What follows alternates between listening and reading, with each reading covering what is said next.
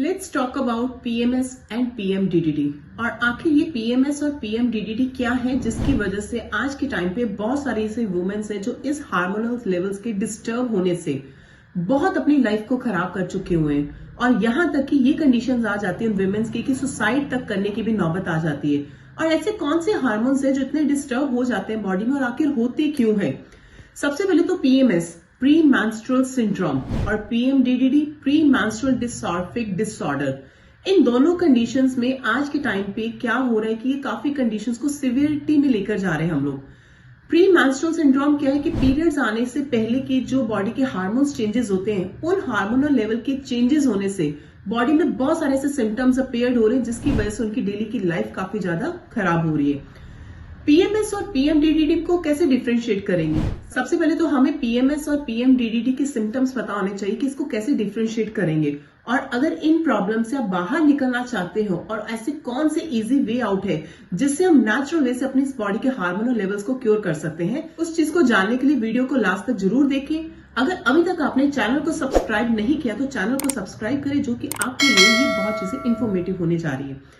चलिए स्टार्ट करते हैं पीएमएस के बारे में। पीएमएस अगर आपकी बॉडी में अपीयर हो रहा है यानी कि हार्मोनल लेवल्स आपके डिस्टर्ब हो रहे हैं, वो कौन से हैं? ईस्ट्रोजन एंड प्रोजेस्टेरॉन और सेरोटोनिन यानी कि केमिकल सेरोटोनिन के रिलीज होने से यानी कि और ईस्ट्रोजन प्रोजेस्टेरॉन के अप डाउन होने की वजह से बॉडी में हमारे बहुत सारे सिम्टम्स अपीयर होते हैं। और प्री मेंस्ट्रुअल सिंड्रोम किसको बोलते हैं कि पीरियड्स आने के पहले के 10 दिन यानी कि जब आपका एलएच सर्ज हो जाता है ल्यूटियल फेज यानी कि मिड साइकिल में 14 डे पे एलएच हार्मोन रिलीज हो जाता है, हायर क्वांटिटी में बढ़ जाता है और ओवुलेशन हो जाती है। उसके बाद अगर आपका प्रेगनेंसी कंसीव नहीं हुआ, अगर आप फर्टाइल नहीं हुए तो आपकी नेक्स्ट मंथ की प्लानिंग होनी स्टार्ट हो जाती है। और वो जो बीच वाला टाइम पीरियड है प्री मेंस्ट्रुअल यानी कि बिफोर मेंस्ट्रुअल यानी कि मेंस्ट्रुअल साइकिल, पीरियड्स आने से पहले का जो प्रोसेस रहता है उसको प्री मेंस्ट्रुअल सिंड्रोम कहते हैं।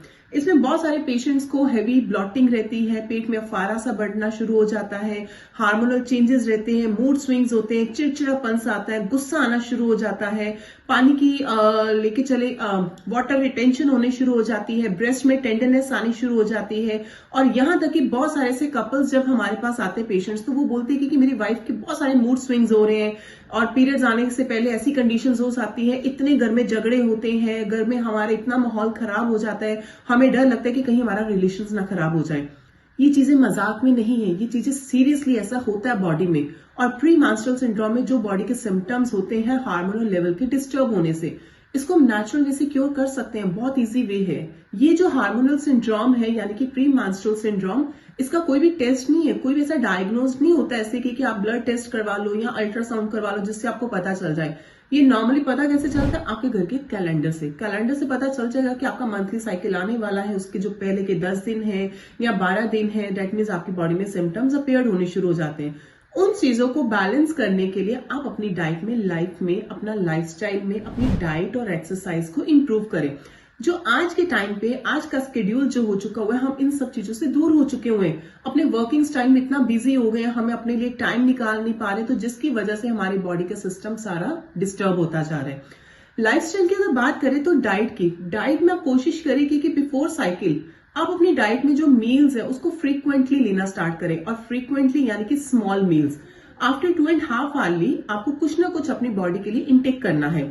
कुछ आप फ्रूट्स ले लो, सैलेड्स ले लो, कुछ भी आप ओट्स वगैरह ले लो, नारियल पानी ले लो, ये सब चीजें हमें बैलेंस करनी होती है। और नॉन ऑयली फूड्स लेना है जिससे आपकी बॉडी में टेंडरनेस ना हो, हैवी ब्लॉटिंग ना हो। क्यों नॉर्मल पर्सन अगर ये हैवी फूड खाते हैं, ऑयली फूड्स खाते हैं तो उससे बॉडी में काफी ब्लॉटिंग होती है। और ड्यूरिंग जब साइकिल पीरियड आने वाला होता है तो उस टाइम पीरियड में तो हार्मोनल डिस्टर्ब होने की वजह से बॉडी में तो इटसेल्फ ब्लॉटिंग होती है, तो नॉन ऑयली फूड्स हमें कंज्यूम करना है। अल्कोहल, कैफीन इंटेक बिल्कुल नहीं लेनी क्योंकि इससे भी आपकी बॉडी में काफी टेंडरनेस होने के चांसेस बढ़ जाते हैं। हाई सॉल्ट डाइट बिल्कुल नहीं लेनी। हाई सॉल्ट लेने से यानी कि टेबल सॉल्ट लेने से कईयों को आदत होती है कि हम टेबल पे बैठे हैं, नमक कम है, ऊपर टेबल सॉल्ट डालना शुरू कर देते हैं। हाई सॉल्ट लेने से वाटर रिटेंशन होनी शुरू हो जाती है। और ड्यूरिंग साइकिल पीरियड जब आने वाला है उससे पहले तो बॉडी में ऑलरेडी काफी ब्लॉटिंग है, वाटर रिटेंशन है, तो उस टाइम पीरियड में हमें सॉल्ट इंटेक बिल्कुल नहीं लेनी। डाइट रिच कम्प्लेक्स कार्बोहाइड्रेट्स लीजिए जिसमें होल ग्रेन सीरियल्स, आपके पल्सेस, आपके फ्रूट्स, वेजिटेबल्स, ओट, मुस्ली, इन सब चीजों को ऐड ऑन करें जो आपकी बॉडी में न्यूट्रिएंट्स दे, आपका बॉडी का प्रोटीन लेवल बैलेंस रखे, आपके बॉडी के विटामिन्स को बैलेंस रखे, मैग्नीशियम सोर्सेज अच्छा रहे, जो आपको इन सब सिंड्रोम से आपको काफी रिलीफ देता है।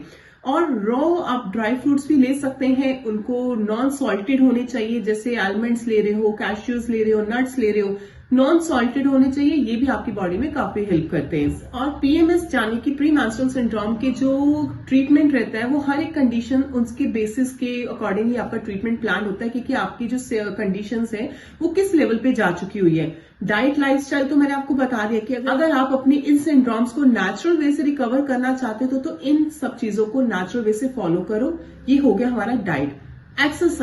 एक्सरसाइज जरूर करें अपनी डाइट में। एक्सरसाइज करने से आपकी बॉडी गुड हार्मोन्स प्रोड्यूस करती है, जिससे आपको काफी प्लेजर सा महसूस होता है। अगर आपको किसी चीज का डिप्रेशन है तो आप अपने किसी रिलेटिव से, अपने नियर डियर किसी के साथ अपना डिस्कस करें, मेडिटेशन करें, इन सब चीजों से भी आपको काफी रिलीफ मिलता है। कुछ कंडीशंस ऐसी हो जाती है कि जब हमारा ये सब चीजें करने के बावजूद भी अगर हमें रिलीफ नहीं मिल रहा तो हमें पेशेंट्स को कुछ मेडिकेशंस देनी पड़ती है, या उनको साइकोलॉजिकली बिहेवियर थेरेपी हम लोग रिकमेंड करते हैं कि आप अपनी कुछ थेरेपीज वगैरह ऐसे लीजिए जिसमें आप मेडिटेशन, काउंसलिंग वगैरह रहती है, जिससे उनकी बॉडी के कुछ लेवल्स को हम बैलेंस अप करते हैं। या कुछ कॉग्निटिव थेरेपीज रहती है पेशेंट्स की, जिसमें हम इवनिंग प्राइमोसा ऑयल कैप्सूल्स हो गए, विटामिन ई के सप्लीमेंट्स हो गए, जो इन पीएमएस सिंड्रोम को यानी कि रिलीफ देता है। प्री मेंस्ट्रुअल सिंड्रोम के जो सिम्टम्स आ रहे हैं उन सब चीजों में हमें काफी रिलीफ देता है। और कुछ मेडिसिन स्टार्ट करनी पड़ती है। अगर पेशेंट को डिप्रेशन हो रहा है तो उनको कुछ एंटी डिप्रेसेंट मेडिसिन देनी पड़ती है। अगर पेट में काफी ब्लॉटिंग है, हेवीनेस हो रही है तो डाययूरेटिक्स देने पड़ते हैं। और कंडीशन अगर ज्यादा वर्स्ट हो जाए तो हमें पेशेंट्स को कुछ हार्मोनल थेरेपीज पे डालना पड़ता है, जिससे कि इन सब प्रॉब्लम से वो रिलीफ में आ सके। अगर आपकी ये कंडीशंस नेचुरल से नहीं है, कंडीशन ज्यादा सिवियर हो गई है, कॉम्प्लिकेटेड हो गई है, तो डेट मीन्स आप पीएमडीडीडी में कन्वर्ट हो रहे हो, प्री मेंस्ट्रुअल डिसऑर्फिक डिसऑर्डर। इस कंडीशंस पे कई वुमेन्स को ये होता है, जो 80% वुमेन्स इन सब चीजों में सफर करती है।